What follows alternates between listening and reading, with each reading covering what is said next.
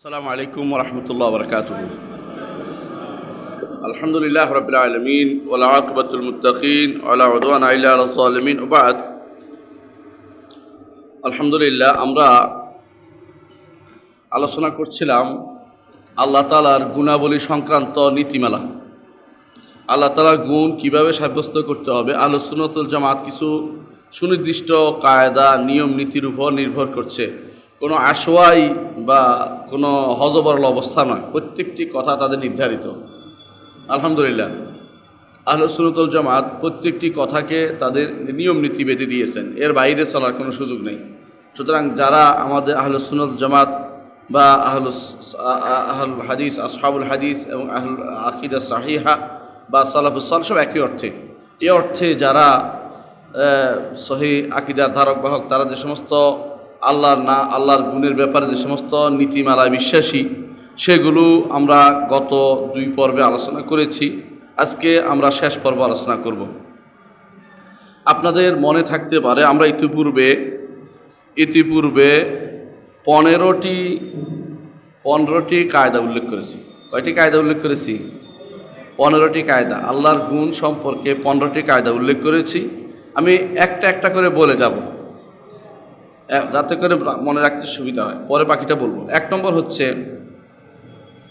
আল্লাহ তাআলা তার কিতাবে এবং রাসূলুল্লাহ সাল্লাল্লাহু আলাইহি ওয়াসাল্লাম তার হাদিসে যে সমস্ত গুণাগুণ আল্লাহর জন্য সাব্যস্ত করেছেন, সেগুলিকে আমরা কোনো রকম বিকৃতি অথবা কোনো রকম অর্থশূন্য করা ব্যতীত সাব্যস্ত করি।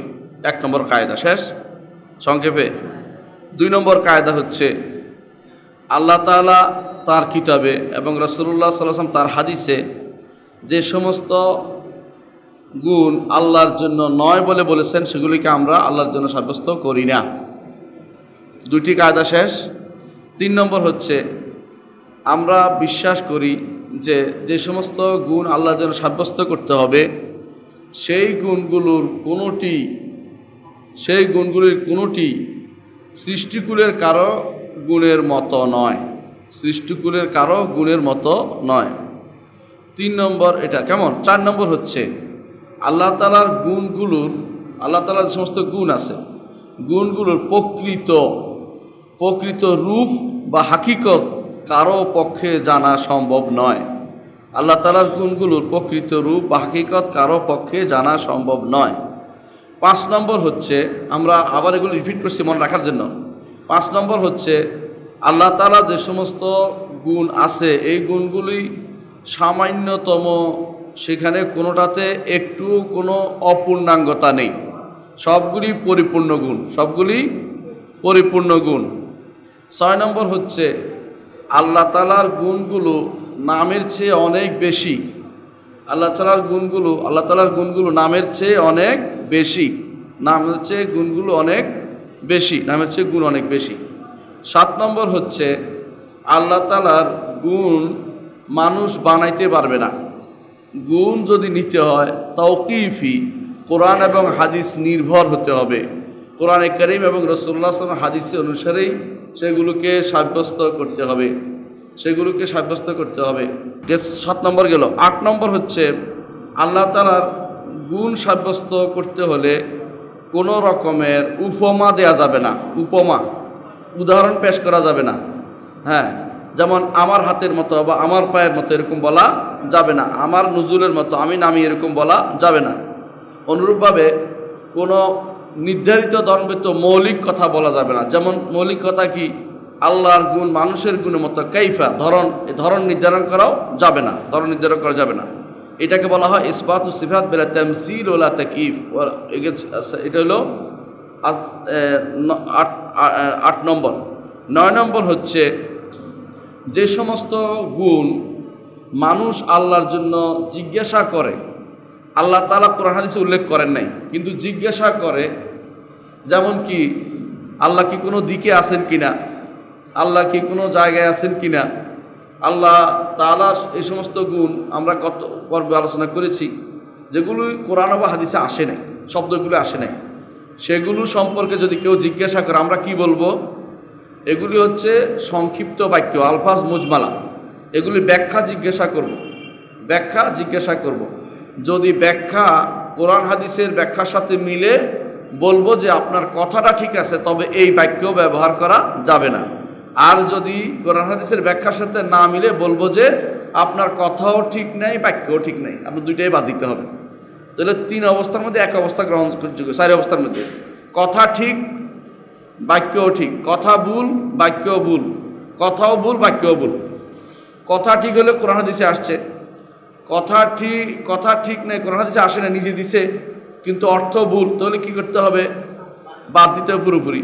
কিন্তু কথাটার অর্থ ঠিক আছে কিন্তু উচ্চারণ এটা ভুল হচ্ছে, তখন বলবো যে কোরআন সুন্নাহ যে অর্থ শব্দ আসছে ওইটা দিতে হবে, তোমারটা গ্রহণ করা হবে না, তোমারটা গ্রহণ করা হবে না। ওরা মাঝে মধ্যে জিসিম বলে, আল্লাহকে জিসিম কিনা বলে, জিসিম বলতে কি বুঝাচ্ছেন? জিসিম বলতে কি বুঝাচ্ছেন? আল্লাহ শরীর কিনা বলে, আল্লাহ শরীর কি বুঝাচ্ছেন? যদি বলে যে আল্লাহর সত্তা আছে, বলে অবশ্যই আছে। আর যদি বলে আমাদের মতো কোনো সত্তা, নাউজুবিল্লাহ, আমাদের মতো সত্তা নয়, আমাদের মতো কোনো কিছু নয়। সুতরাং মুজমালা, এগুলিকে বলে আলফাজ মুজমালা, সংক্ষিপ্ত শব্দ, এগুলোর ব্যাপারে চুপ থাকতে হবে প্রথমে, পরে জিজ্ঞাসা করতে হবে কি উদ্দেশ্য অনুসারে নির্ধারণ করা হবে। 10 নম্বর হচ্ছে, গত পরে বলছি, অনুবাদের ক্ষেত্রে, আল্লাহর সিফাতের অনুবাদের ক্ষেত্রে, অন্য ভাষায় যখন অনুবাদ করবেন তখন যদি ওই শব্দটি অন্য ভাষায় ব্যবহৃত হয় তখন শব্দটি ব্যবহার করবেন।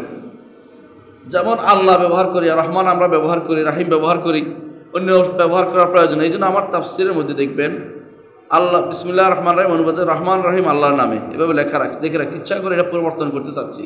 রহমান রহিম চিনা উচিত, সব চিনতে পারে। ইংরেজি ভাষার কত শব্দ বাংলায় ঢুকাই ফেলছেন, আর ওই ভাষার রহমান রহিম ঢুকাইতে আপনার এত কষ্ট কেন? এই জন্য রহমান রহিম লিখেছি। হ্যাঁ, ব্যাখ্যা করেছি, তো অসম্ভব কিছু না। যদি অনুবাদের ক্ষেত্রে যদি সম্ভব হয় মূল শব্দটি রেখে দেয়া, তাহলে রেখে দিতে হবে, যদি অর্থ বোঝা যায়। আর যদি অর্থ বোঝা না যায় তখন আরবি অর্থের কাছাকাছি যে শব্দ সেটা নিতে হবে, আরবির অর্থের কাছাকাছি যে শব্দ সেটা নিতে হবে। অনেকগুলো অর্থ থাকলেও সবগুলো নেওয়া যাবে না, যেটা অর্থ কাছাকাছি সেটা নিতে হবে। আমরা বলেছি সেটা কেমন, তাহলে যেটা অনেক অর্থ সেগুলো নেওয়া যাবে না, কারণ কাছাকাছি অর্থ, কারণ শব্দের অর্থ কি আছে, একটাতে একটা কিছু পরিবর্তন হয় যুগ ধরে। সুতরাং সব অর্থ নেওয়া যাবে না, সব অর্থ নেওয়া যাবে না, বরং যে অর্থটি আরবি অর্থের কাছাকাছি সেটা নেওয়া যাবে, সেটা নিতে হবে। আচ্ছা, যেমন আমরা উদাহরণ দেই, ইস্তেওয়া আলাল আরশ, আরশের ওপর, আল্লাহ আরশের উপর উঠে যে আল্লাহর গুণ। ইস্তেওয়া আল আরশ বাংলা ভাষায় বুঝে না মানুষ, বাধ্য অনুবাদ করতে হচ্ছে। যখন অনুবাদ করব তখন দেখব কি কি অর্থ আছে আরবিতে। আরবি আছে 4টে অর্থ। একটা অর্থ কি, যে ইস্তেওয়ার এক অর্থ হচ্ছে আলা, আরেকটা হচ্ছে ইরতাফাড়া, আরেকটা হচ্ছে সাআদা, আরেকটা হচ্ছে ইস্তাকাররা। 4টার অর্থ মিলাইলে বাংলা হয় উপরে ওঠা এবং উপরে থাকা। বাংলা 4টে অর্থ মিলাইলে উপরে ওঠা এবং উপরে থাকা হয়, অন্য কোনো অর্থ গ্রহণযোগ্য হয় না। আমাদের সমাজে যেগুলো আছে এগুলো গ্রহণযোগ্য না। যেমন বলা হয় অধিষ্ঠিত, এটা আসলে ইস্তাওলার অর্থ। এরা বের করেছে, এরা কারা? যারা আশারে মাতুরিদি, এরা ওদের মতটা চালিয়ে দিচ্ছে আমাদের উপর। আমরা জানি না, আমাদের অনুবাদগুলো অধিষ্ঠিত লেখা আছে। আবার কেউ বাড়াইতে বাড়াইতে আরশের উপর সমাসীন বানিয়ে ফেলেছি। সমাসীন অর্থ হলো আসন গ্রহণ করা, ওইটা কিন্তু আল্লাহ বলে নাই। সুতরাং এটা আমরা না বলি, যেটা আল্লাহ বলে নাই। আল্লাহ আরশের উপর বসছে আল্লাহ বলেন নাই, বাড়াবাড়ি করে এটা না বলি। আরশের উপর উঠেছেন, তিনি বলেছেন একটুকু সীমাবদ্ধ থাকি, কেমন? তো আর কেউ কেউ বলে থাকেন তিনি আরশের উপর আরোহণ করেছেন, এটাও সাআদার অর্থে এটা হতে পারে, কিন্তু এটা পুরো অর্থ দেয় না, সবগুলো অর্থ দেয় না। আর কেউ বলেছেন যে আরশে সমুন্নত। সমুন্নত অর্থ হলো, এক অর্থ হচ্ছে উন্নত। দেখেন কেন হয় না, সমুন্নত হওয়া আছে, কিন্তু আমাদের ইস্তাওয়া শব্দটি একটা ফেইলই বুঝায় কর্ম। হওয়া আছে বললে কর্ম বুঝায় না, কাজ বুঝায় না। এই জন্য আপনাকে বলতে হবে, একটা কাজ বুঝাইতে হবে। সিফাত ফেইলিয়া, যেহেতু সিফাত ফেইলিয়া, সেখানে আপনি যদি বলেন তিনি আরশের উপরে রয়ে গেছেন, তো অর্থ তো আপনার হইল না। আপনি উঠছে বলতে হবে আপনাকে, তাই না? এই জন্য আরশের উপরে উঠেছেন বলতে হবে, কারণ ইস্তাওয়া এটা ফেইল, ক্রিয়া হতে হবে, আল্লাহর একটা কর্ম হতে হবে। তো কর্ম সাব্যস্ত করার জন্য আল্লাহ আরশের উপর উঠেছেন ছাড়া আর কোনো দ্বিতীয় কোনো শব্দ আপনি পাবেন না। এটা হচ্ছে বিশুদ্ধতম শব্দ। এর বাইরে যত অনুবাদ করা সবগুলি ভুল বোঝানোর জন্য বলতেছি যে এরকম ভুল অনুবাদ গ্রহণ করা যাবে না। হ্যাঁ, এটা খেয়াল রাখতে হবে যে কোন শব্দটা অ্যাপ্রোপ্রিয়েট হবে। দরকার হলে এটার জন্য বৈঠক বসাতে হবে, দরকার হলে তিন আলেমদের মজলিস বসাতে হবে যে শুদ্ধ কোনটা হবে। কারণ যে যার মতো অনুবাদ করলেই হবে না, যে যার মতো অনুবাদ করলেই হবে না। তাহলে আমরা এটা কি বুঝতে পারছি অনুবাদের ক্ষেত্রে কি জিনিস নিতে হবে। আর যদি অনুবাদ ভুল অনুবাদ হয় তাহলে এটা বাতিল, এটা বাদ দিতে হবে। যদি ভুল অর্থ দেয়, একটা অনুবাদের এক অংশ শুদ্ধ এক অংশ ভুল হয়, এটাও বাদ দিতে হবে। যে অংশ শব্দ দিয়া এটা বোঝা বাদ দিতে হবে, আমাদের এটা আলোচনা করেছি। 11 নম্বর কায়দা হচ্ছে, আমি আমার জায়গা মতো চলে আসবো ইনশাল্লাহ, তাড়াতাড়ি করছি বোঝার জন্য। 11 নম্বর কায়দা হচ্ছে যেই সমস্ত সিফাত, আল্লাহর যে সমস্ত গুণাবলী কোরআন এবং হাদিসে আসছে সেইগুলো বিবেক অবশ্যই সাব্যস্ত করবে। বিবেক সেগুলো অবশ্যই সাব্যস্ত করবে। এগুলি বিবেক কোনোদিন বিরোধিতা করতে পারে না। আমরা বলেছিলাম যে বিবেকের বিরোধীও দুই জিনিস, সেটা কি পরস্পর বিরোধী দুইটা জিনিস। যে আসছে আসে নাই, এটা কেমনে হয়? এটা হতে পারে না, তাই না? এটা বিবেক বিরোধী হয়। যেমন অথবা ধরেন এমন জিনিস হয় যেটা একই সময় দুইটা হতে পারে না, যেমন কি আগুন পানি এক জায়গায়। তো এরকম জিনিস না হলে বিবেক বিরোধী হইতে পারে না, কারণ বিবেকে পার্থক্য আছে। আল্লাহ তাআলা যে কথাটি বলেছেন তার নিজের সম্পর্কে, সেগুলি বিবেক বিরোধী বলার জন্য কীরকম বিবেক হইতে হবে? আল্লাহ তাআলা যে বিবেক দিয়ে মানুষ সৃষ্টি করেছেন, অস্বল্প বিবেক দিয়ে তা সাব্যস্ত করা যাবে না। চতুর্মুখী বিবেক নিয়ে আসতে হবে বোঝার জন্য। কার বিবেক দিয়ে কোরআন হাদিস বিচার করবেন? শাইখুল ইসলাম ইবনে তাইমিয়া রাহমাতুল্লাহ আলাইহি জন্য বলতেন যে আবে আকলে ইবনুল খতিব নাযিলুল কিতাব ওয়াস সুন্নাহ। ইবনুল খতিবের আকল দিয়ে কি আমি কোরআন সুন্নাহ বিচার করব? ইবনুল খতিবকে রাজি বিবেক দিয়ে সব বাদ দিয়ে দিছে।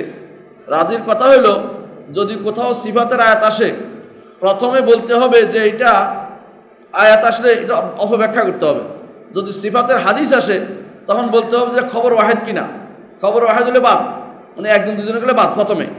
এর যদি কোনো দেখেছে বেশি শক্তিশালী, বলতে হবে অনুবাদ করছে কিনা, অনুবাদ করলে আরবে ভুল করছে কিনা। 10টা কারণ এরকম উল্লেখ করে সে সিফাতগুলি সব বাদ দিয়ে দিচ্ছেন, নাউযুবিল্লাহ। এই জন্য শাইখুল ইসলাম খুব রাগ করেছেন রাজির উপরে, বলতেছেন আবি আকল ইবনুল খতিব, ইবনুল খতিবের আকল দিয়ে কি আমি কোরআন সুন্নাহ বিচার করব? কোন আকল সেটা? ইবনুল খতিবের আকল দিয়ে কি আল্লাহ কোরআন শরীফ দিছে? আল্লাহ তাআলা তিনি যেভাবে দিচ্ছেন সেভাবে দিয়ে ঈমান না আনি মানুষের বিবেক দিয়ে এগুলি বিচার করা একজন দুজনের বিবেক দিয়ে হবে না।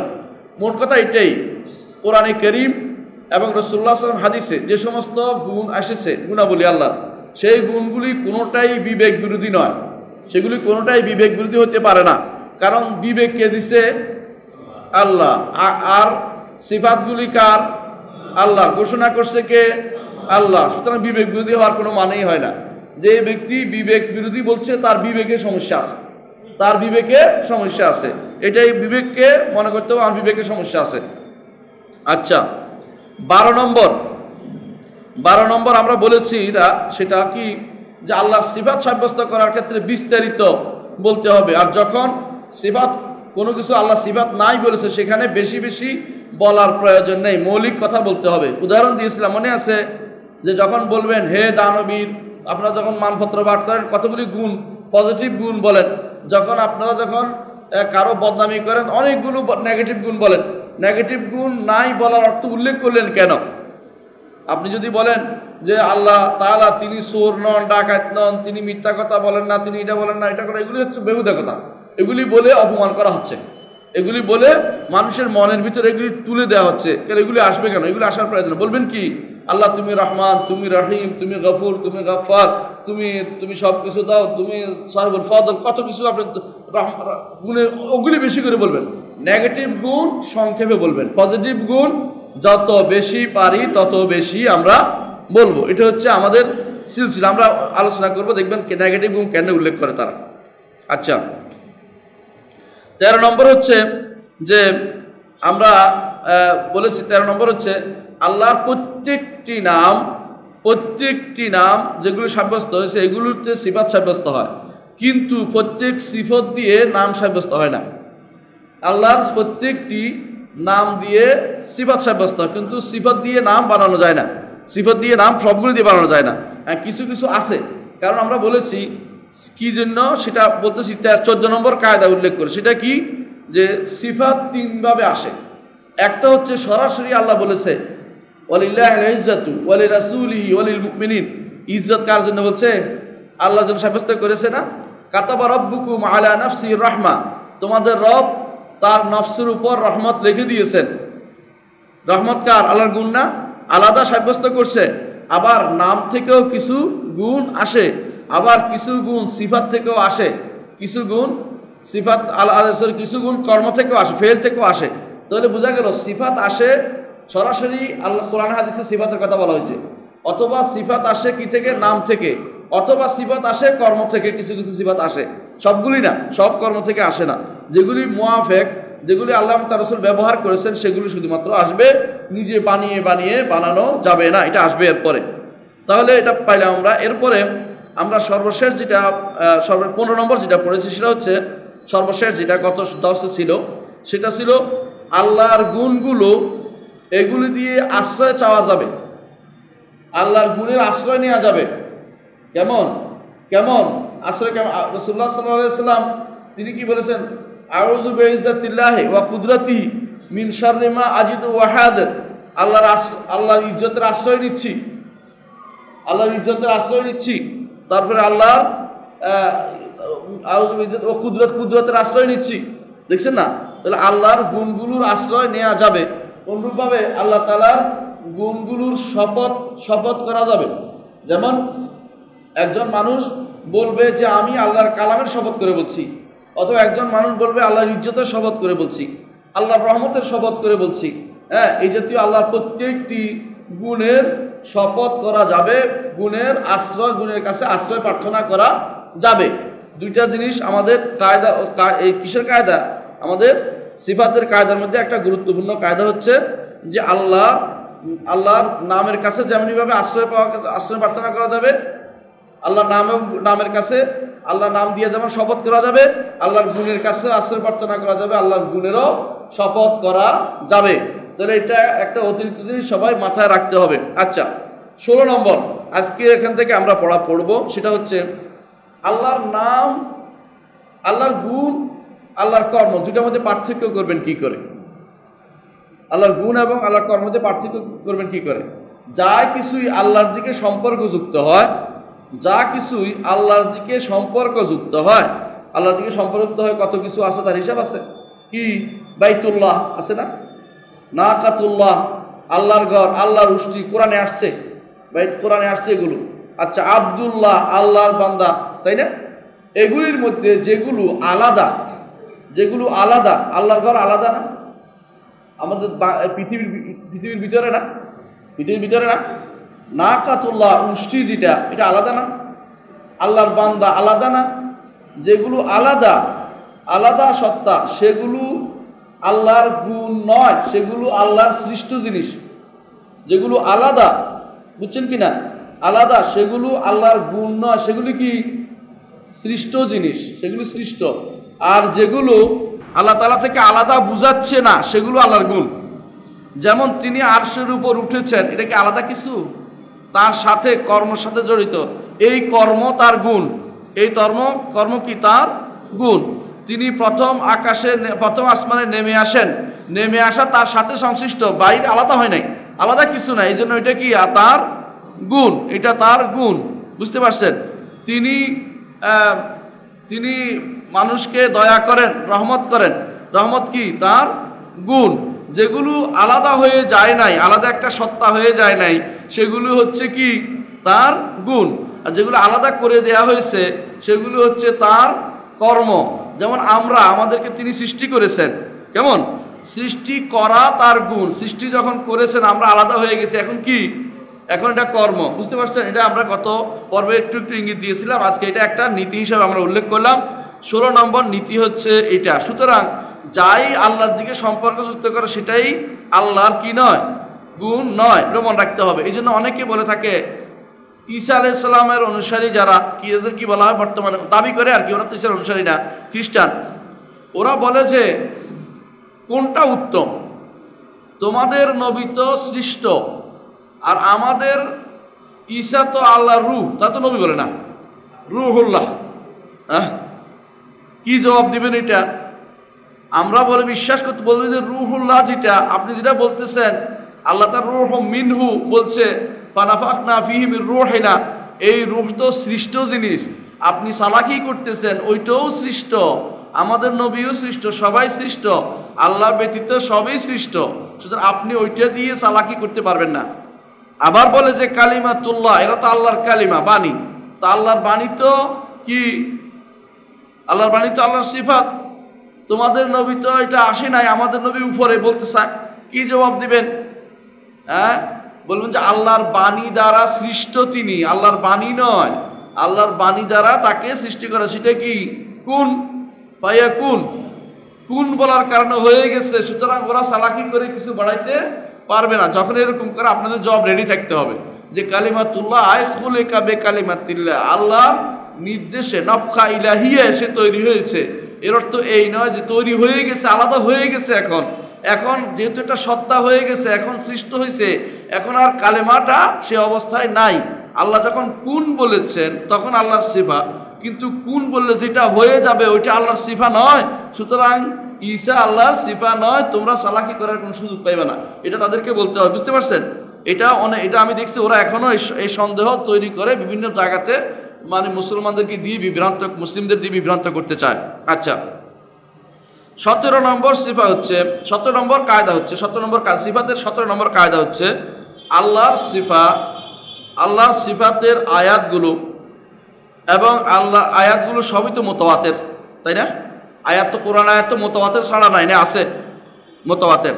ঠিক যে সমস্ত সিফাত হাদিস দ্বারা সাব্যস্ত হয়েছে সেইগুলোর ব্যাপারে যদি রাসূলুল্লাহ সাল্লাল্লাহু আলাইহি ওয়াসাল্লাম থেকে একটি হাদিসেও পাওয়া যায় সহি হইলে সেটা গ্রহণ করতে হবে।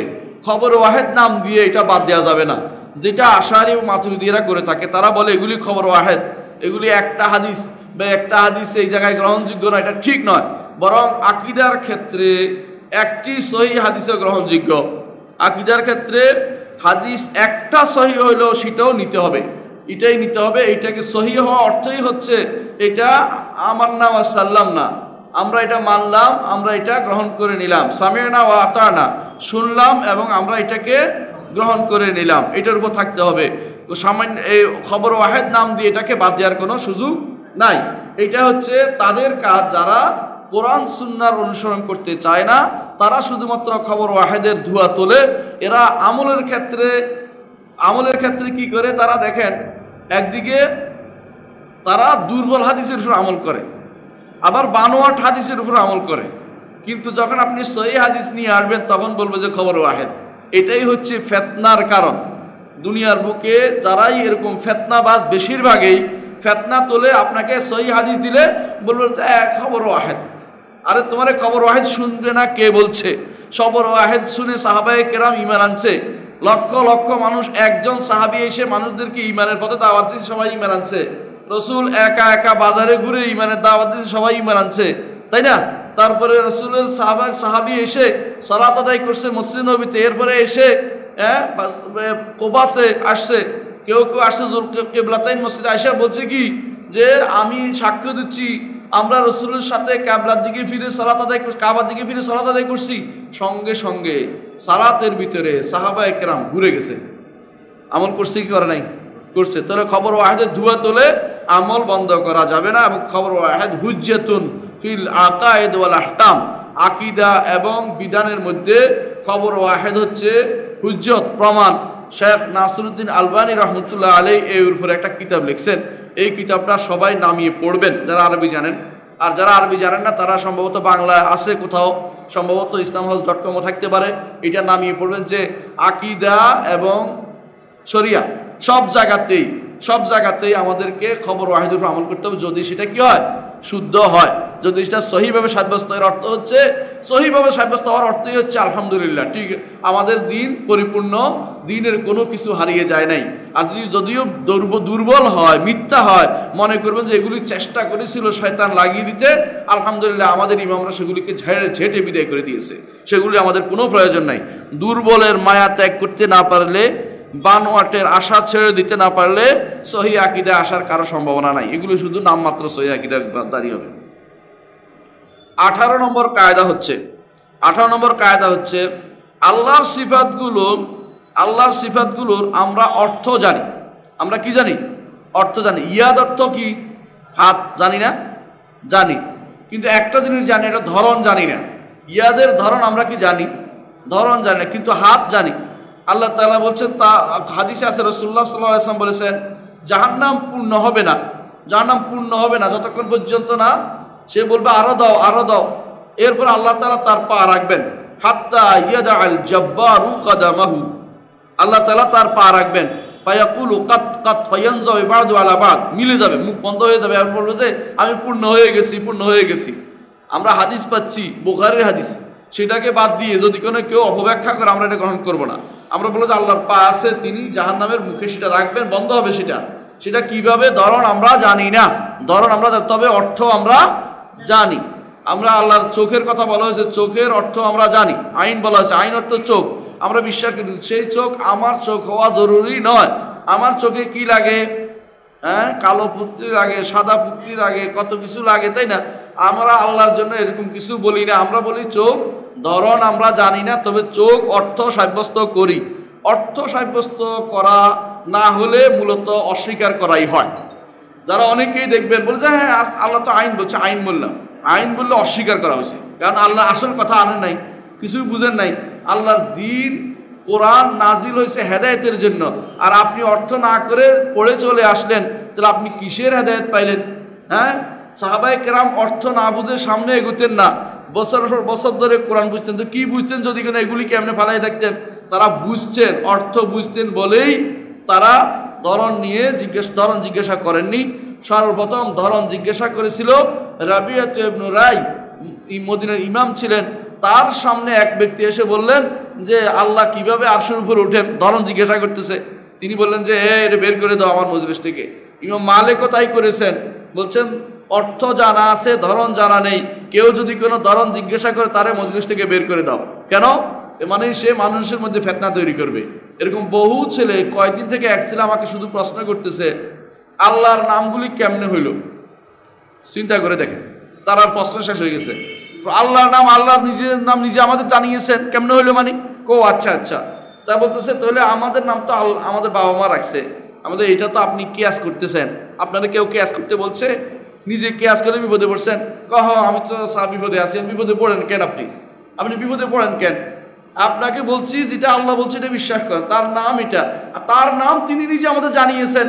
এ যদি আপনি সারাক্ষণ যদি বলেন যে আল্লাহর নাম অমুকে রাখছে, এটা না যায় কথাবার্তা। এই জন্য বাড়াবাড়ি বলবেন না, যতটুকু আছে অতটুকু বলেন। এর চেয়ে একটু অগ্রগামী হলেই পথভ্রষ্টতা। নাম এবং গুণের ব্যাপারে সামান্য আগ বাড়িয়ে কথা বলাই পথভ্রষ্টতা, আবার ছেড়ে কথা বললো সেটাও পথভ্রষ্টতা। যেটা আছে এটা যেভাবে আছে সেভাবে ঈমান আনতে হবে। তাহলে কি বুঝলাম আমরা? আল্লাহর নামগুলো, আল্লাহর গুণগুলো নামের মতোই, একদিকে আমরা জানি, একদিকে আমরা জানি না। কোন দিক জানি? অর্থ জানি। কোন দিক জানি না? ধরন জানি না, ধরনটা জানি না। আলহামদুলিল্লাহ, আমরা বুঝতে পারছি। 19 নম্বর কায়দা হচ্ছে যে আল্লাহ তাআলার কোরআনে কারীম এবং আল্লাহ তাআলা কোরআনে এবং রাসূলুল্লাহ সাল্লাল্লাহু আলাইহি হাদিসে, আল্লাহ তাআলা কোরআন, রাসূলুল্লাহ সাল্লাল্লাহু আলাইহি হাদিসে যে সমস্ত সিফাত আসছে সেগুলোর অর্থ সেগুলি সাব্যস্ত করতে হবে। 1 নম্বর, সেগুলির ঈমান আনতে হবে। অর্থ কখনো কখনো আমার বুঝে নাও আসতে পারে, সেটার অর্থ আমার বুঝে নাও আসতে পারে, অনেক কিছু। যেমন বুঝিয়ে দেই, অনেক সময় আমাদের একটা সিফাত নিয়ে আমাদের আলেমরা কি করেছেন? মতভেদ করেছেন। হাদিসে হচ্ছে আল হারওয়ালা একটা সিফা আছে। হারওয়ালা মানে কি? বলছে কেউ যদি আমার দিকে হেঁটে আসে, আমি তার দিকে দ্রুতগামী হয়ে আসি। তো হারওয়ালা সাধারণত হয় একজন মানুষ একটু দ্রুতগামী করে হাঁটা, কিন্তু আল্লাহর জন্য হারওয়ালা শব্দটি প্রয়োগ হবে হাদিসে ব্যাখ্যার ক্ষেত্রে মানুষের মতো করে ব্যাখ্যা করা যাবে না। কি বলবেন? কামা ইয়ালিকু বিজালালিহি, যেমনিভাবে তার জন্য উপযুক্ত সেভাবেই। তো আমাদের পূর্ববর্তী কোনো ইমাম অর্থ বুঝেন না বুঝে বলছেন, ইমামদের মধ্যে কেউ যে হারওয়ালার অর্থ আমার বুঝে আসে না, বুঝার কারণে তার কোনো ক্ষতি হয়নি। সে হারওয়ালা সাব্যস্ত করেছে, অর্থ বুঝে নাই। যে কি আল্লাহর জন্য এটা অর্থ কিভাবে সাব্যস্ত হবে আমি বুঝি নাই। আচ্ছা, আল্লাহর জন্য ধরনটা আপনার না জানা জরুরি না, কিন্তু যতক্ষণ পর্যন্ত আপনার বুঝে না আসবে, ঈমান আনতে হবে যে বুঝার জন্য অপেক্ষা করছি, আলেমের কাছে যাব, কিন্তু এর আগ পর্যন্ত ঈমান আনছে যে সত্য। বুঝতে পারছে? আরও আল্লাহ বুঝে না বুঝে আপনার ঈমান আনতে হবে এটা সত্য, ঈমান আনতে হবে এটা সত্য, আপনাকে ঈমান আনতে হবে এটা কি সত্য। এই জন্য এই বিষয়ে যতক্ষণ পর্যন্ত কোনো আলেমের কাছে না যাচ্ছেন ততক্ষণ পর্যন্ত মৌলিক ঈমান আনতে হবে যেটা সত্য। আমি যাইয়া জিজ্ঞাসা করে দেখি অথবা আলেমের কাছে খুঁজে দেখি। অনেক কিছু ধরেন আমরা সৌদি আরব না গেলে অনেক সিফাতের অর্থই বুঝতাম না, আল্লাহ তাআলা তৌফিক, তাই বলে এর আগ পর্যন্ত যদি ঈমান নাই, মানবো না করলে ঈমান শেষ। মানি দেখি, আমি জিজ্ঞাসা করতেছি এটা অর্থটা কি, জেনে নিচ্ছি, এতদূর পর্যন্ত দেরি করা যাবে। কারণ আপনার তো আল্লাহ তাআলা কোরআনে কারীম বলেছেন ফাসআলু আহলা যিকরি ইন কুনতুম লা তা'লামুন, যদি না জানো যারা জানে তাদেরকে জিজ্ঞাসা করো, যারা জানে তাদের জিজ্ঞাসা করো। আলহামদুলিল্লাহ। 20 নম্বর কায়দা হচ্ছে, কয় নম্বর কায়দা না? 20 নম্বর কায়দা হচ্ছে, 20 নম্বর নীতি হচ্ছে যে সিফাতের চেয়েও, আমরা একটু আগে বলেছিলাম যে নামের চেয়ে সিফাতের গণ্ডি অনেক বেশি বড়, সিফাতের গণ্ডি অনেক বেশি বড়। কেন বলছিলাম মনে আছে? কারণ সরাসরি আল্লাহ কোনো একটা সিফাত ঘোষণা করেছেন, নাম বলেন নাই, এটা নাম উল্লেখ নাই, কেমন? আবার কখনো কখনো আল্লাহ তাআলা নাম উল্লেখ করেছেন, নামের ভিতরে সিফাত আছে। আবার কখনো কোনো আল্লাহ তাআলা কি করেছেন, কোনো একটা কর্ম বলেছেন, এর থেকে সিফাত নিয়েছেন, রাসূলুল্লাহ সাল্লাল্লাহু আলাইহি ওয়াসাল্লাম দেখিয়েছেন যে সিফাত। তাহলে সিফাত বহুভাবে আসে। কিন্তু আরেকটা জিনিস আছে, আল্লাহ সম্পর্কে কোনো সংবাদ দেওয়ার ক্ষেত্রে সিফাতের চেয়ে ওইটা আরও বেশি ব্যাপক, আরও ব্যাপক। কেন? সমস্ত আল্লাহ তাআলা তার সম্পর্কে যা যা জানিয়েছেন এগুলো কখনো সবগুলি তার সম্পর্কে যা জানেন সবগুলি সিফাত না। যেমন আল্লাহ তাআলা তিনি বলছেন কুল আইয়ু শাইইন আকবারু শাহাদা, বলুন কোন জিনিস, খেয়াল করছেন, কোন জিনিস সাক্ষ্য হিসাবে সবচেয়ে বড়। এরপর আল্লাহ কি বলছেন? কুলিল্লাহ, আল্লাহ। তাহলে আল্লাহ নিজেকে শাই বলছেন, এটা খবর, কিন্তু শাই তো আল্লাহর নাম না, এই জন্য আব্দুস শাই বলা যাবে না। বুঝে আসছে? শাই আল্লাহর সিফাও না, তাহলে শাইটা কি? খবর। শাইটা কি? খবর, ইখবার, যে আল্লাহ জানাচ্ছেন তার সম্পর্কে যে যিনি এই শাই, তিনি শাই হিসেবে আল্লাহ নিজে ঘোষণা করেছেন। আবার দেখেন মওজুদ আছে না, আল্লাহ অস্তিত্ব, আল্লাহর নামের মধ্যে মওজুদ কোনো নাম নাই, নামের মধ্যে মওজুদ কোনো নাম নাই, কিন্তু আপনি বলতে পারবেন আল্লাহর অস্তিত্ব আছে, আল্লাহ মওজুদ বলতে পারবেন কথায়, কিন্তু মওজুদ বলে লা মওজুদা ইল্লাল্লাহ ওইটা আবার বললেন না, আবার ওইটা শিরকি কথাবার্তা। আপনি বলবেন যে আল্লাহ মওজুদ না, অস্তিত্ব নাই। মুখে যে আমরা বলি আল্লাহর অস্তিত্ব আছে, এটা কি কোরআন হাদিসের শব্দ নাকি? শব্দ না, কিন্তু এই যে একবার বলছি, খবরটা দিছি, এই যে খবরটা দিছি, এটা সিফাতও না, এটা নামও না, এটা হচ্ছে আল্লাহ সম্পর্কে জানান। ঠিক আছে? আল্লাহ সম্পর্কে এইভাবে ইখবার দেওয়াটা এটা সিফাতের চেয়েও ব্যাপক, এটা বেশি ব্যাপক, এটা আরও বেশি হতে পারে, কিন্তু যা যা খবর দিবেন তা আল্লাহর নাম হবে না। এই জন্য মুতাজিলাদের নিকট আল্লাহর একটা বড় নাম হচ্ছে কাদিম। কি নাম? কাদিম। আমরা বলি যে আল্লাহর নাম কাদিম নাই, আল্লাহর নাম কাদিম নাই। আল্লাহর সিফাত কি কাদিম? আমরা বলি যে আল্লাহর সিফাতও কাদিম নাই। সিফাতের সিফাত কাদিম আছে, গুণের গুণ। হাদিসে আছে যখন একজন মানুষ মসজিদে প্রবেশ করে কি বলে? আউযু বিল্লাহ,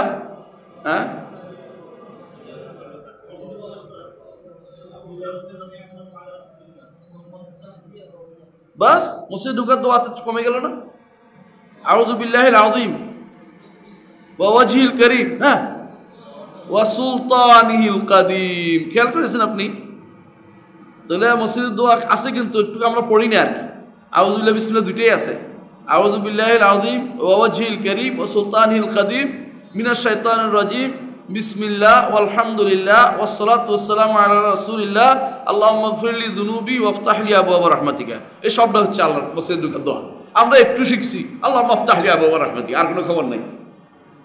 এই জন্য পুরোটা শিখতে হবে, পুরোটা শিখতে হবে। বিসমিল্লাহ আউযু বিল্লাহিল আযীম ওয়া ওয়াজহিল কারীম ওয়া সুলতানিহিল কাদিম মিনাশ শাইতানির রাজীম।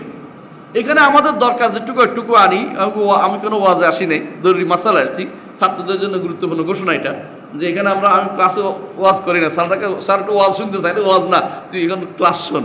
তো ক্লাসে শোনেন, বলছে আল্লাহ রাসূল বলতেছে ওয়াজহিল কারীম আউযু বিল্লাহিল আযীম ওয়া ওয়াজহিল কারীম ওয়া সুলতানিহিল কাদিম। আল্লাহর সুলতান ক্ষমতা, সুলতান কি? ক্ষমতা। কাদিম, ক্ষমতাটা কাদিম, প্রাচীন ক্ষমতা। ঠিক আছে, আল্লাহ একটা গুণের গুণ বর্ণনা করা হয়েছে কাদিম, কিন্তু সরাসরি গুণ হিসাবে আসে নাই কোরআনে কারিমে কোথাও। এটা কোরআনে কারিমে কি আসে দেখেন, হাত্তা আদা কাল উরজুনিল কাদিম, আবার ফিরে আসছে কিরকম? কার কথা? চাঁদের কথা বলছে আল্লাহ। লা শামসু ইয়ানবাগি লাহা আন তুদরিকাল কামার ওয়ালাল লাইলু সাবিকুন নাহার ওয়া কুল্লুন ফি ফালাকিন ইয়াসবাহুন। এর বলছে যে চাঁদ সম্পর্কে হাত্তা আদা কাল উরজুনিল কাদিম, যে বাঁকা কাঁধির মতো আবার ফিরে আসে সে। বাঁকা কাঁধি বুঝছেন? খেজুর গাছ দেখছেন? কে দেখছেন খেজুর গাছ?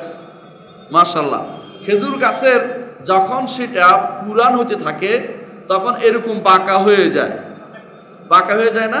তখন সেটাকে মনে হয় যেন যে একটা চাঁদ, ভালো করে তাকালে দেখবেন চাঁদের মতো। চাঁদ যখন আকাশে উঠে আল্লাহ তাআলা এটার সাথে তুলনা করেছেন যে একটা পুরাতন কাঁধির মতো সেটা দেখা যায় আকাশে, তখন চাঁদকে। বুঝে আসছে কথাটা? তো পুরাতন এই অবস্থা অর্জুনের মতো দেখা যায়। তো এটা কিসের গুণ হলো কাদিম?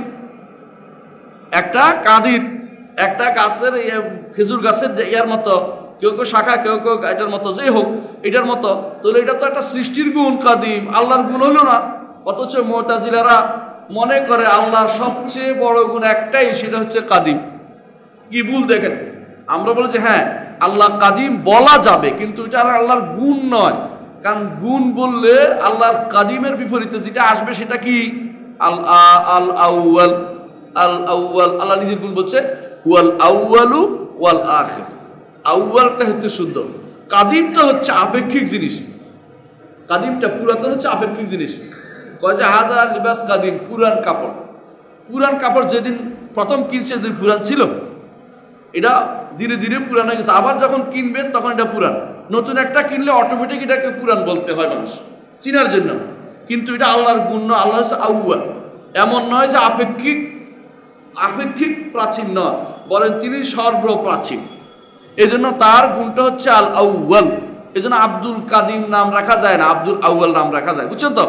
এই জন্য আব্দুল মওজুদও নাম রাখা যায় না, কারণ এগুলি হচ্ছে ইখবার, আল্লাহ সম্পর্কে জানানো যায়, কিন্তু আল্লাহর এগুলি কি নয়, কোনো নামও নয়, গুণও নয়। এগুলো হচ্ছে আল্লাহ সম্পর্কে খবর দেয়া যায়। যদি সত্য সংবাদ হয় বলা যাবে যে আল্লাহ এটা কেমন, এটা আল্লাহর সম্পর্কে বলা যাবে। আচ্ছা, তাহলে দেখুন আমরা 20 নম্বর কায়দায় বুঝলাম এটা, যে গুণের চেয়েও যে সমস্ত তার সম্পর্কে যে সমস্ত খবর দেওয়া হয়েছে সেগুলো আরও ব্যাপক, সেগুলো আরও ব্যাপক, সেগুলো আরও ব্যাপক। যেমন আল্লাহ তাআলা বান্দার তওবা কবুল করেন, ঠিক না? তওবা কবুল করেন। আমি সরাসরি যদি এখানে তাওয়াব আল্লাহর একটা নাম আছে, নাম থেকে তওবা কবুল করে নিতে পারি, পারি না? পারি না? পারি। ওয়াল্লাযী ইয়াকবালু তাওবাতা আন ইবাদি ওয়া ইয়াফু আনিস সাইয়্যাত। আল্লাহর গুণগুলি সেখান থেকে নিতে পারি, গুণ হিসাবে নিলাম। কিন্তু যদি আল্লাহ গুণ না বলতেন তবু বলতাম যে আল্লাহ তওবা কবুল করে। কেন? এটা অর্থ কোরআন হাদিসে আসছে। কোরআন হাদিসে যে সমস্ত ইখবার আসছে, খবর আসছে, খবর হিসাবে রেখে দিতে হবে। এগুলি গুণ হিসাবে বানানো যাবে না, এগুলি গুণ বানানো যাবে না। যদি না সেগুলো গুণ বানানোর ক্ষেত্রে আমাদের কোনো সলফে সালিহিনের নস পাওয়া না যায়, নসকে সাহাবা তাবেঈন থেকে কোনো কিছু না পাওয়া গেলে আমরা এগুলিকে নবী রাসূল সাল্লাল্লাহু আলাইহি ওয়াসাল্লাম সাহাবা তাবেঈন না বলে আমরা এগুলি কি বলি না, কোনোদিন সিফাত বানাবো না। বুঝে আসছে? আচ্ছা, 21 নম্বর, সিফাতুল্লাহ আযজা ওয়া জাল্লা লা ইউকাসু আলাইহা। আল্লাহর সিফাতকে কোনো কিয়াস করে বলা যাবে না। কিয়াস করে বলা যাওয়ার অর্থ বুঝছেন? কিয়াস করে বলা যাওয়ার অর্থ বুঝছেন? সেটা হচ্ছে ইন্নাল্লাহা, হাদিসে কোরআন হাদিসে আসে জাওয়াদ, আল্লাহ তাআলা দানবী, দানশীল। এখন আপনার মনে হইল জাওয়াদ যেহেতু আসছি আমি সখী বলে ফেলি, দুইটার আরবি বাক্য প্রতিশব্দ, কিন্তু ওইটা বলা যাবে না। যেটা আসছে ওইটাই রাখতে হবে, যেটা আসছে ওইটাই রাখতে হবে। অনুরূপভাবে আল্লাহ তাআলা কওয়ি, শক্তিশালী বলছি, আল্লাহ কওয়িউল মাতিন। আপনি বললেন যে কওয়ি যে বলছে আমি জালদ বলবো, বলতে পারবেন না। জালদ মানুষের সিফা, আল্লাহ সিফা, যদি অর্থ কাছাকাছি, কিন্তু আল্লাহর জন্য ব্যবহার করা যাবে না। এই জন্য কিয়াস করে আল্লাহর জন্য কোনো সিফাত সাব্যস্ত করা যাবে না। যেটা আসছে ওইটার প্রতিশব্দ আনা যাবে না, যেটা আসছে এটার প্রতিশব্দ আনা যাবে না। অনুরূপভাবে আল্লাহ তাআলা বলছে তিনি রহমত করেন, তার রহমত আল্লাহর গুণ। হাদিসেও আসছে রহমত আল্লাহর গুণ। আপনি বলেন যে রহমত না বলে রিক্কাত বলবো, রিক্কাত বলা যাবে না। যদিও রিক্কাত অর্থ অর্থ দয়া করা, রিক্কাত অর্থ দয়া করা বলা যাবে না। অনুরূপভাবে আল্লাহ তাআলা তার ইলম একটা গুণ, ইলম একটা গুণ, কিন্তু মারিফত বলা যাবে না। কিছু মানুষ তো মারিফত নিয়ে কাঁদতেছে, মারিফত আল্লাহর গুণ এটা বলাই যাবে না। কেন? মারিফত হচ্ছে মানুষ কষ্ট করে যেটা এটা দিয়ে এটা মিলে মিলে মিলে মিলে শিখছে, এটার নাম হচ্ছে মারিফত। বুঝছেন না কথাটা? আরাফা মানে অনেক কিছু কষ্ট করে এটা লাগায় টাগায় বুঝছে যে এখানে আওয়াজ হয়, এরপর আবার মেশিন দিলে আওয়াজ হয়, এটা হলো মারিফত। হ্যাঁ, এটা কষ্ট করে শিখার নাম। আল্লাহ তাআলার ইলম কি এরকম নাকি? নাউযুবিল্লাহ। সুতরাং এই জন্য এই কাছাকাছি শব্দ হইলেও আল্লাহর জন্য মারিফতের গুণ সাব্যস্ত করা যাবে না। এটা বন্দার গুণ, আল্লাহকে চিনার গুণ। আল্লাহকে চিনার জন্য আরাফা, আরাফা শব্দ ব্যবহার করে, কিন্তু মারিফা শব্দ কোরআনও আসে নাই, হাদিসেও আসে নাই। কোথাও কোরআনও আসে নাই, হাদিসেও আসে নাই। আচ্ছা, তারপরে তাহলে আমরা যেটা বলতে চাচ্ছি যে আল্লাহ তাআলার না, আল্লাহ তাআলার গুণগুলোকে কিয়াস করে প্রতিশব্দ সাব্যস্ত করা যাবে না, কিয়াস করে এর মতো আরেকটা শব্দ দিয়ে ব্যবহার করা যাবে না। আচ্ছা, এবারে আসি আমরা কত নম্বর গুণ? 22 নম্বর গুণ, সিফাতুল্লাহ আযজা ওয়া জাল্লা হাসরা লাহা। আল্লাহর সিফাতের কোনো হাসর নাই, কোনো সীমাবদ্ধ করার কোনো কিছু নাই। 22 নম্বর গুণ হচ্ছে আল্লাহর সিফাত কোনো সীমাবদ্ধ করা যাবে না। নামের ব্যাপারে কি বলছিলাম মনে আছে? আল্লাহর নাম কি সীমাবদ্ধ? না, আল্লাহর নামও সীমাবদ্ধ নয়। 99টি এমন নাম যা দিয়ে ডাকলে জান্নাতে প্রবেশ করবে, যা ইবাদত করলে জান্নাতে প্রবেশ করবে, এটা ঠিক আছে, কিন্তু এগুলো কোনো সীমাবদ্ধ করা হয় নাই আল্লাহর নাম 99তে। দলিল দিয়েছি আমরা যে একজন মানুষ যখন দোয়া করে বিপদে পড়লে তখন বলে বিকুল্লি ইসমিন হুয়া লাকা, আপনার প্রত্যেকটি নামের বিনিময়ে চাচ্ছি, যা আপনি নিজে নাম রেখেছেন অথবা কাউকে জানিয়েছেন অথবা আপনার ভান্ডারে রেখে দিয়েছেন, এর অর্থ কোরআন হাদিসে আসে নাই। তাহলে নাম অনেকগুলো আল্লাহর ভান্ডারে রেখে দিয়েছে যা আমরা জানি না, আল্লাহর নামের ভান্ডার অনেক বিশাল। আচ্ছা, আমরা বলেছি সিফাতের ক্ষেত্রে আরো বিশাল হবে অটোমেটিকলি, কারণ নাম থেকে সিফাত আসে। নামগুলি আমরা জানতে পারি, নামগুলি অসীমাবদ্ধ বলেছি, অসীম বলেছি, অনেক বেশি, সীমাবদ্ধ নয়। তাহলে গুণগুলো আরো বেশি সীমাবদ্ধ নয়, কারণ এগুলি আসার কোনো সুযোগে নেই, সীমা বলার কোনো সুযোগে নেই। কারণ কিছু গুণ তো এমনি আসছে, কিছু গুণ ফেল থেকে নিয়ে আসছে, রাসূল বলেছেন। তা কিছু গুণ নামের থেকে আসছে। নাম যেহেতু সীমাবদ্ধ নয়, গুণও কোনোদিন সীমাবদ্ধ হইতে পারে না।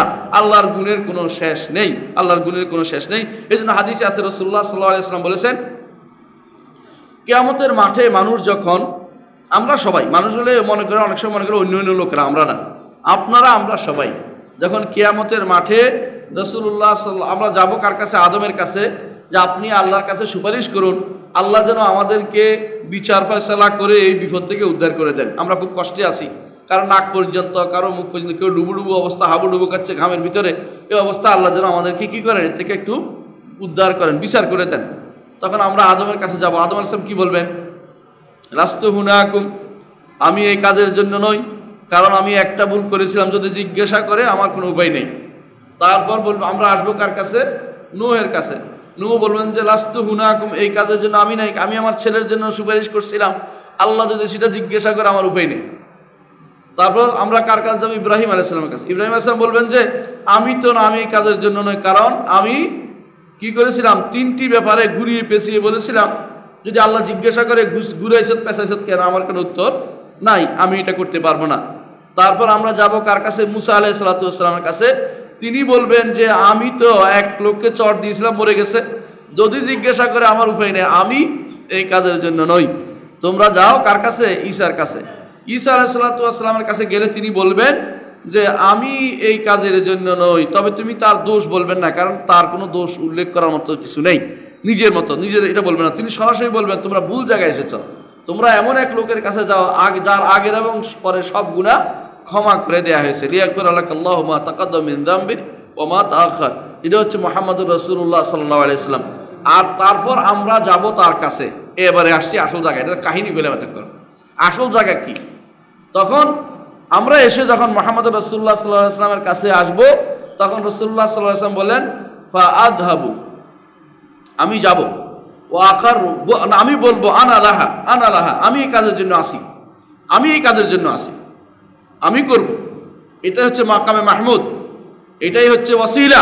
ওয়াসিলা অর্থ মানুষ ধরা না, এটা হচ্ছে ওয়াসিলা, এটা হচ্ছে মাকামে মাহমুদ। দুইটা মত আছে, আমরা একটা এখতিয়ার করলাম মাকামে মাহমুদ। সে এটার প্রশংসিত স্থানে তিনি যাবেন, যাইয়া আরশের নিচে প্রশংসিত স্থান আকারু তাহতাল আরশে সাজিদান, আরশের নিচে সিজদায় পড়ে যাব, আরশের নিচে সিজদায় পড়ে যাব। ফায়াফতাহুল্লাহু আলাইয়া মিনাল মাহামিদে মা লা উহসিহিল আন, আল্লাহ তার এত গুণ আমার জন্য ঢেলে দিবেন, আমি সেটা কখনো এখন আমি গণনা করতে পারবো না। গুণ কত বেশি, একটা উদাহরণ দিচ্ছি হাদিস দিয়ে, যে এই তো বেশি গুণ, তার কোনো শেষ নাই, তার এই গুণের কোনো শেষ নাই, এত বেশি। কোরআনে কারীমে আল্লাহ তাআলা এই গুণের কথা বলেছেন বারবার, যে আল্লাহ তাআলার গুণের কোনো শেষ নাই, কোরআনেও বলেছেন। হ্যাঁ, তাহলে আল্লাহ তাআলার গুণের শেষ নাই, কোনো সীমাবদ্ধ করার কোনো সুযোগ নেই, এত বেশি তার গুণ রয়েছে। সুতরাং প্রত্যেকটি মানুষের উচিত আল্লাহর গুণ অনুসারে তার ইবাদত করা, গুণ দিয়ে, ওসিলা দিয়ে, গুণ দিয়ে, শপথ নিয়ে, গুণ দিয়ে, গুণের কি করে, গুণের কাছে আশ্রয় চেয়ে আল্লাহর ইবাদত করা, এর চেয়ে প্রশান্তিময় জায়গা আর নাই। দেখুন আল্লাহ তাআলা শিখিয়ে দিয়েছে দোয়া কেমনে করতে হবে। সুবহানা রাব্বিকা রাব্বিল ইজ্জাতি, ইজ্জত দেখছেন, রাব্বিল ইজ্জত, ইজ্জত আল্লাহ রব কেমনে শিখিয়ে দিয়েছে। সুবহানা রাব্বিকা রাব্বিল ইজ্জাতি আম্মা ইয়াসিফুন ওয়া সালামুন আলাল মুরসালিন। কেন সালামুন আলাল মুরসালিন? কারণ রাসূলরা আল্লাহকে গুণে গুণান্বিত করে, এই জন্য আল্লাহ এদের সম্মানিত করছে সালাম দিয়ে। আর রাসূলের অনুসারী নয় যারা, তারা আল্লাহর গুণকে অস্বীকার করে, তারা আল্লাহর গুণকে অস্বীকার করে। এই জন্য আল্লাহর কাছে সবচেয়ে প্রিয় হলো ওই ব্যক্তিগণ যারা আল্লাহর গুণ উল্লেখ করে। রাসূল কি করবেন শেষ নাই কথা, ওখানে একটু আসি। ফায়াফতাহুল্লাহু আলাইহি মিনাল মাহামিদ মা লা উহসিল আন, আল্লাহ আমার এত গুণ ঢেলে দিবেন আমার মনের ভিতরে, আমি শুধু বলতেই থাকবো। বললে আল্লাহ তাআলা খুশি হবেন এবং বলবেন ইরফা রাসাকা, আপনার মাথা উঠান, ইশফা তুশাফা, আপনি সুপারিশ করেন, সুপারিশ গ্রহণ করা হবে। সাল তোতা, আপনি চান, আপনার চাওয়া প্রার্থিত জিনিস আপনাকে দেয়া হবে। কখন দিছে? প্রশংসা করার পরে। দুনিয়ার বুকেও মানুষ প্রশংসা শিখিয়ে দিছে। প্রত্যেক সালাতে আপনি অনেকগুলি প্রশংসা করার পরে বলেন ইহদিনাস সিরাতাল মুস্তাকিম। প্রথমে কি বলেন? আলহামদুলিল্লাহি রাব্বিল আলামিন। কার গুণ প্রকাশ করলেন? আল্লাহ। আর রহমানির রহিম, কার গুণ? মালিক ইয়াউমিদ্দিন, কার গুণ?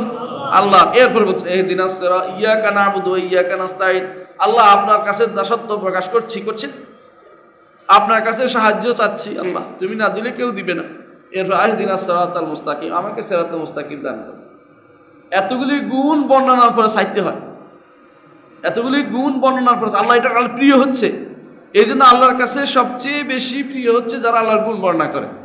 এই জন্য এই উম্মতের নাম হচ্ছে উম্মাতুহু আল হাম্মাদুন। এই উম্মত হচ্ছে হাম্মাদুন, প্রশংসাকারী, গুণ বর্ণনাকারী। যত বেশি গুণ বর্ণনা করবে তত বেশি আল্লাহ খুশি হন। হ্যাঁ, আল্লাহ তুমি আজিজ, তুমি ইজ্জতের অধিকারী, আল্লাহ তুমি রাহিম, তুমি রহমতের অধিকারী, আল্লাহ তুমি করিম, তুমি কারামের অধিকারী বলেন না, কথায় কথায় গুণ উচ্চারণ করেন।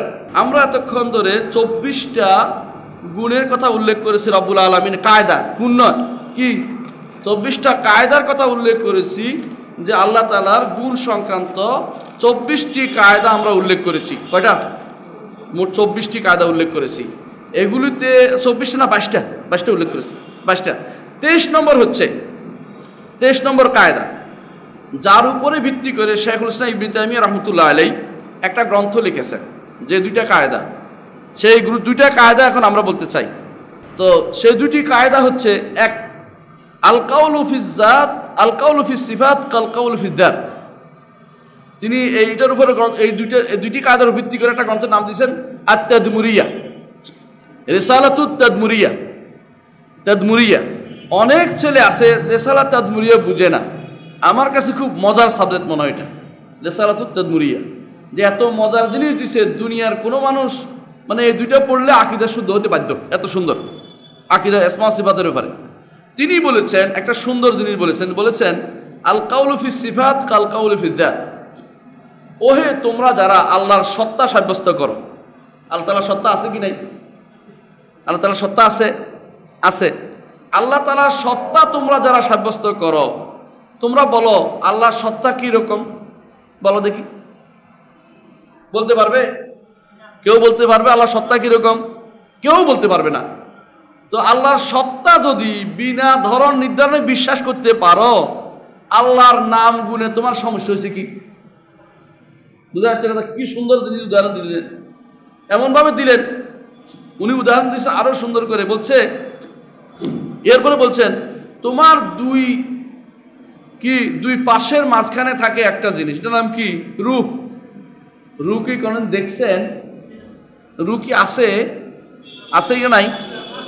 না, আছে। প্রত্যেক মানুষের রূপ পেটের ভিতরে আছে, শরীরের ভিতরে আছে, কিন্তু কেউ দেখতে পায় নাই। তাই বলে কি অস্তিত্ব নাই? আছে। তাহলে ধরন না জানলেও অস্তিত্ব বিশ্বাস করা যাবে। আছে, এরকম হয়েছে কি না? হয়েছে। সুন্দর দিন উদাহরণ দিয়ে দিছে। আচ্ছা, সেই জন্য উনি বলতেছে যে আল্লাহর নাম, আল্লাহর গুণগুলোর ব্যাপারে তোমাদের যে সমস্যা, আল্লাহর গুণ স্বীকার করো না। হে মুতাজিলারা, এটা মুতাজিলাদের বিরুদ্ধে বলছে, তোমরা আল্লাহর গুণগুলো স্বীকার করছো না এই জন্য যে আল্লাহর গুণ সাব্যস্ত করলে এটা ধরন বর্ণনা করতে হয় ইত্যাদি ইত্যাদি, সেটা মানুষের মতো হয়ে যায়। তো আল্লাহর সত্তা, আল্লাহর জাত সাব্যস্ত করো কিনা তোমরা? বলে আল্লাহ জাত সাব্যস্ত করি, ওনারা তো কাফের হয়ে যাবে। আল্লাহ যদি জাতে না থাকে তো আল্লাহ জাত সাব্যস্ত করে, ওইটা কিরকম? ওইটা জানি না। যদি আল্লাহর জাত সাব্যস্ত করতে তুমি না জানে থাকতে পারো, গুণ সাব্যস্ত করে না জানিয়ে থাকো, অসুবিধা কি? যদি বলে যে না আমি করবো না, তাহলে জাত সাব্যস্ত করিও না, তাহলে কাফের হয়ে যাবা। তুমি আর ফালাসেফারা একরকম হইবা, দার্শনিকরা একরকম হইবা। দার্শনিকদের নিয়ে আজকে ছোট্ট একটা আলোচনা করবো, কয়েক মিনিটের মধ্যে, ইনশাআল্লাহ শুনবেন। তাহলে কিভাবে তাদেরকে জব্দ করলেন শেখ হোসেন ইবনে তাইমিয়া, যে যদি গুণের মধ্যে ওই কথাই বলা যাবে যেই কথা তুমি জাতের মধ্যে বলো। যদি জাত সাব্যস্ত করতে ধরন নির্ধারণ না করলেও চলে, গুণ সাব্যস্ত করলেও ধরন নির্ধারণ না করলে চলে। অনেক মানুষ আছে আমি দেখেছি, তাদের নামের পিছে কেউ কেউ কাউসারি লাগায়, কেউ কেউ এরকম নাম আছে, নাম বলতে চাচ্ছি না আমরা, অনেকের পিছনে। হ্যাঁ, এই জাতীয় মানুষগুলো এই বিভ্রান্তি তৈরি করে। আপনার কি বলে জানেন? তারা একদিন কাগজ হিসাবে আমার কাছে পাঠাইছে একজনে, যে উনি এটা বলেছে, যাক উনি আমাকে হয়তো চিনেন, আল্লাহ বাসা দিয়েছে, আমি ছোটোখাটো মানুষ। ওনার কাছে পাঠাইছে প্রশ্ন উত্তরের জন্য কি, যে যদি কেউ বলে যে আল্লাহ চোর, তবে যেভাবে তার জন্য উপযুক্ত তেমন চোর, এটা কি গ্রহণযোগ্য হবে কিনা? মানে সে কি করছে, চালাকি করে নেগেটিভ সেন্সটা নিয়ে আসছে। খেয়াল করেছেন আপনি? আমরা কি আল্লাহকে কোনো খারাপ গুণে গুণান্বিত করার কথা বলি? তো আল্লাহকে তো সবসময় ভালো গুণের কথাই আমরা বলছি। সে যে যদি বলে যে আল্লাহর কি আছে, তার ইজ্জত আছে, তার রহমত আছে, কামা ইয়ালিকু বিজালালিহি, ধরন আমরা জানি না, এটা করলে তো ধরা খায় না, কোনো সমস্যা হয় না। সে কি করছে, নেগেটিভ সেন্সটা নিয়ে আসছে, যেটা আমরা বলি না। বাতিল সব সময়, বাতিল কোনোদিন তার কথার উপরে দলিল দিতে পারবে না। এটা হলো, এইটা মনে রাখবেন সবসময়, বাতিল সবসময় বাতিল নিয়েই আসবে। তারা কি করছে, নেগেটিভ সেন্সটা নিয়ে আসছে। আরে তুমি যেটা বলছো তো আমি বলি না, আমি তো আল্লাহর জন্য তো খারাপ গুণ সাব্যস্ত করি না, ভালো গুণকে বলি, কামা ইয়ালিকু বিজালালিহি। তো ওই লোকগুলো এরকম, তারা কি করে, নেগেটিভ সেন্স আনতে পারবে, কিন্তু বাস্তব যদি কোনো কেউ বলে আল্লাহর গুণগুলো সাব্যস্ত করার পরে, কামা ইয়ালিকু বিজালালিহি, তার হাত আছে কিরকম, তার সম্মানের সাথে উপযুক্ত, তার মর্যাদার সাথে উপযুক্ত, তার পা আছে কিরকম, তার মর্যাদার সাথে উপযুক্ত, আমরা জানি না, ধরেন আমরা জানি না তার মর্যাদার জন্য উপযুক্ত যা, তা তিনি বলেছেন, কোরআনের হাদিসে আসছে, আমরা এগুলিকে বিশ্বাস করি, কোনো সমস্যা থাকে না।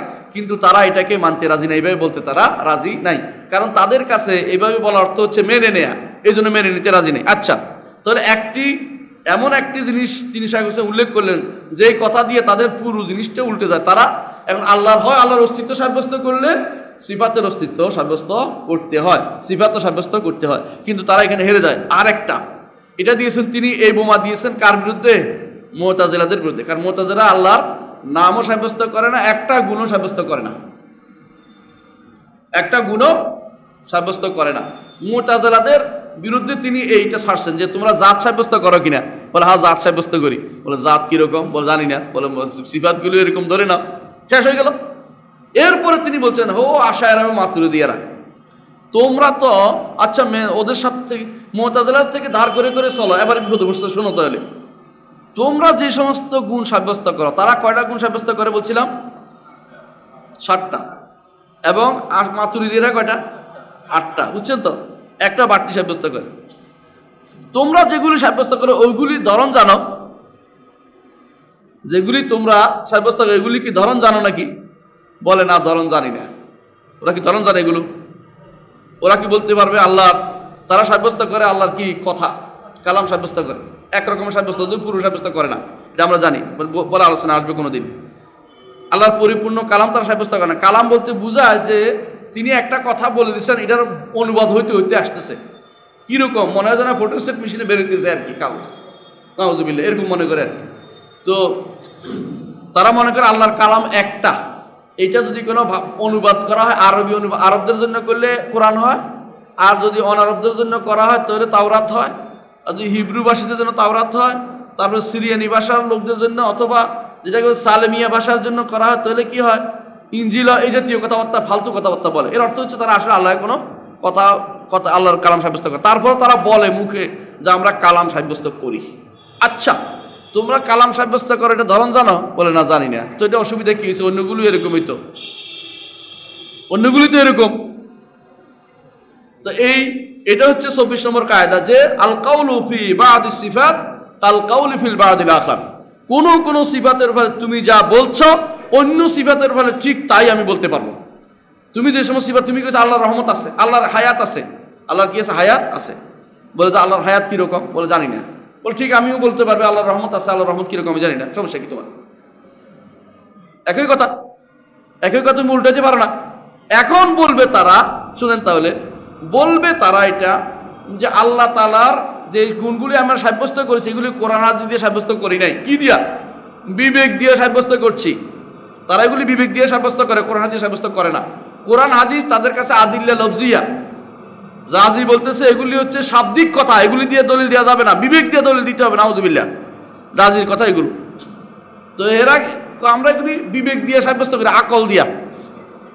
তখন ইবনে তাইমিয়া রাহমাতুল্লাহ আলাইহি বলেন, যেই আকল দিয়ে তুমি আল্লাহর জন্য 60টি সিফাত সাব্যস্ত করছো, আমার কাছে যে আকল আছে এই আকল দিয়ে আমি সমস্ত সিফাত সাব্যস্ত করতে পারি, কোনো সমস্যা হয় না। তারা কিভাবে সাব্যস্ত করছে শুনেন। যে কোনো সত্তার আছে, তার একটা জীবন আছে, তো হায়াত ধরছে। খেয়াল করেন, যেই সত্তার জীবন আছে তার কি আছে? ক্ষমতা আছে, এবার হচ্ছে কুদরত। যেই সত্তার ক্ষমতা আছে সেই সত্তার জ্ঞান আছে, তাহলে কি হলো? ইলম। যেই সত্তার কুদরত আছে, জ্ঞান আছে, ইলম আছে, হায়াত আছে, সেই সত্তা শোনেন, এবার হচ্ছে সামা। যেই সত্তা শোনেন সেই সত্তা দেখেন, এবার বলছে বাসার। কোরআন হাদিস ধরে নেই, ও সামিউল বাসির আছে না, কোরআন যদি দলিল দিবে না, সে দলিল আকল দিয়ে বিবেক দিয়ে দিচ্ছে।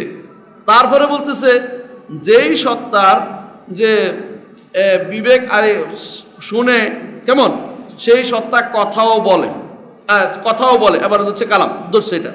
এরপরে বলছে যে সত্তা কথা বলে সেই সত্তার ইচ্ছাও আছে। এই 7টা হলো তাদের মৌলিক রীতি, এই 7টা তারা মানে। শাইখুল ইসলাম বলেন, যেই সত্তা এত কিছু আছে তার রহমতও আছে, সৃষ্টির রহমত করবে কে? যেই সত্তা খুশি হবে, সন্তুষ্ট, আল্লাহ কোরআন বলছে ইয়ারদা, সন্তুষ্ট হয়।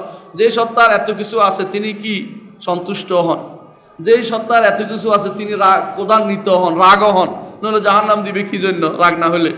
যেই সত্তার এত কিছু আছে তিনি কি তার ইজ্জতও আছে, আল্লাহ নিজে তার ইজ্জতের কথা বলছেন। হ্যাঁ, যেই সত্তার এত কিছু আছে তিনি কি করেন? দয়া করেন। এইভাবে তিনি উল্লেখ করতে সবগুলো উল্লেখ করেছেন যে সুতরাং তোমার যেটা মনে করে এইভাবে আছেন, আমিও ওইভাবে বলতে পারি, আর কতগুলো বলতে পারি, কোনো সমস্যা নেই। তুমি 7টার মধ্যে থেমে গেলা কেন? থেমে গেছি এই জন্য আমাদের মুরব্বীরা বলেছে, এইখানে আর কোনো দলিল নেই তাদের। এখানে এসে আমার মুরব্বীরা বলেছে, বুঝছেন তো? হ্যাঁ, এখানে এসে মুরব্বীরা বলেছে, আকাবের কিবির অহংকারীরা বলেছে। এখানে এসে তারা কোরআন হাদিসের অনুসরণ পুরোপুরি করতে পারে নাই। এই জন্য তিনি বলছেন আল কাউলু ফি বা'দিস সিফাত কাল কাউলি ফিল বা'দিল আখার।